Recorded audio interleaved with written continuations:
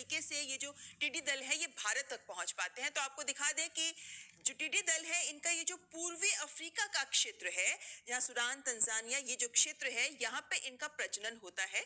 और ये अमूमन बसंतकालीन प्रजनन इनका यहाँ होता है, जहाँ से ये या तो पश्चिमी अफ्रीका की ओर चले जाते हैं या फिर यहाँ से होते हुए ये खाड़ी क्षेत्र के जरिए या फिर अरब खाड़ी के जरिए ये भारत तक पहुंचते हैं। यानी भारत तक इनके पहुंचने के दो रूट होते हैं, जहां ये सऊदी अरब खाड़ी देशों के जरिए, ईरान, अफगानिस्तान से जरिए पाकिस्तान की सीमा से होते हुए ये भारत में प्रवेश करते हैं, या फिर ये अरब सागर से होते हुए, अफ्रीका से और अरब सागर से होते हुए ये प्रवेश करते हैं। तो ये जरूरी है समझना कि यहाँ पर भारत के जो पश्चिमी क्षेत्र है, पश्चिमी राज्य हैं, खासतौर पर राजस्थान जो हर साल ये समस्या को सहता है, यहाँ देखें तो इस क्षेत्र पर इनका भारत में ये इनकी एंट्री होती है, यहाँ से ये भारत में आते हैं।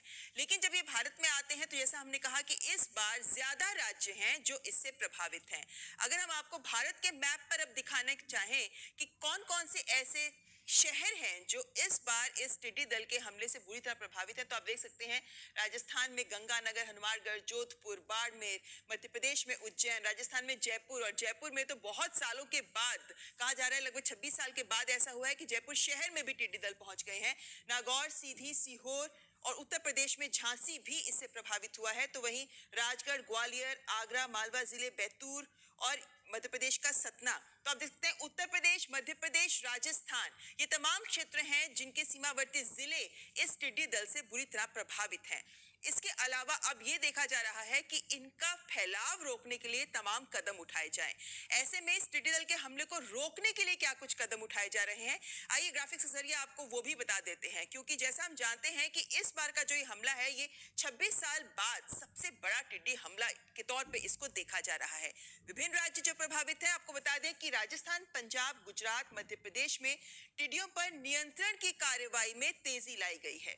इसके साथ साथ ये जो तेजी लाई गई है, इसमें कीटनाशकों का छिड़काव कर इन पर काबू पाने की कोशिश की जा रही है। सर्वेक्षण और नियंत्रण कार्रवाई का संचालन कर रहे हैं 200 टिड्डी सर्कल कार्यालय और अस्थायी शिविर। कीटनाशकों का छिड़काव करने के लिए इन सब सारा संस्थान, सारा प्रशासन जो है वो सक्रिय हो गया है।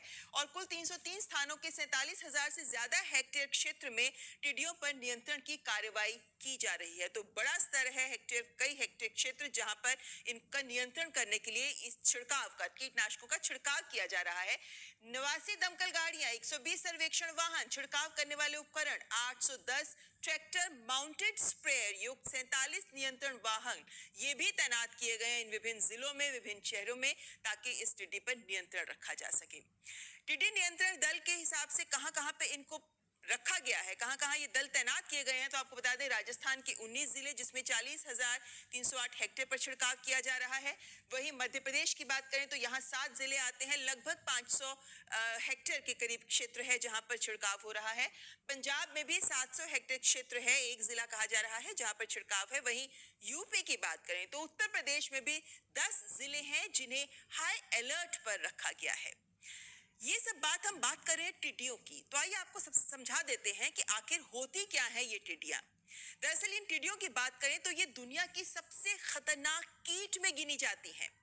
इन टिड्डियों की खास बात है कि ये सामूहिक रूप से 130 किलोमीटर तक उड़ने की इनकी क्षमता होता है। ये पूरे गुट में, समूह में चलती हैं, जिसमें अरबों टिड्डियां हो सकती हैं। अफ्रीका, मध्य पूर्व और एशिया में ये कीट पाया जाता है और लगभग 60 देश हैं जो इस कीट से प्रभावित बताए जाते हैं। अगर हम एक टिड्डी की बात करें तो दिन भर में 100 से 150 किलोमीटर तक ये उड़ सकती है और 20 से 25 मिनट में ही ये पूरी फसल बर्बाद कर सकती है।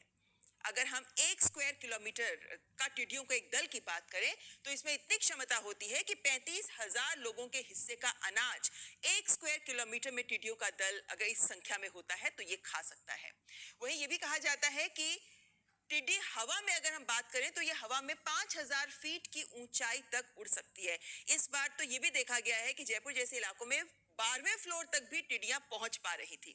टिड्डियों का एक दल एक दिन में करीब 10 हाथी के बराबर खाना खा सकता है। ये तमाम आकलन हैं जो सामने रखे गए हैं कि कितना विनाश कर सकती हैं ये टिड्डियां। लेकिन एक सवाल जो पूछा जा सकता है कि क्या इंसानों को भी इससे नुकसान होता है? आपको बता दें कि इंसानों और जानवरों को ये सीधे रूप से कोई नुकसान नहीं करती हैं, ये पौधे खाती हैं, लेकिन हमारी खाद्य सुरक्षा को ये बहुत बुरी तरह प्रभावित करती हैं और इसीलिए टिड्डियों का हमला बहुत खतरनाक है। एक और पूरा विश्व कोरोना के और भारत खासतौर पे कोरोना के संकट से जूझ रहा है, तो वहीं दूसरी ओर ये टिड्डियों का जो हमला हुआ है, ये हमारी खाद्य सुरक्षा के सामने बड़े प्रश्न चिन्ह लगा रहा है। जो ये राज्य हैं जो प्रभावित हैं, यहाँ पर हजारों हेक्टेयर में जो फसल खड़ी है उसे ये बर्बाद कर रहे हैं। इसीलिए भारत अब कई ठोस कदम उठा रहा है। आगे न्यूज नाइट में चर्चा करेंगे कि आखिर इन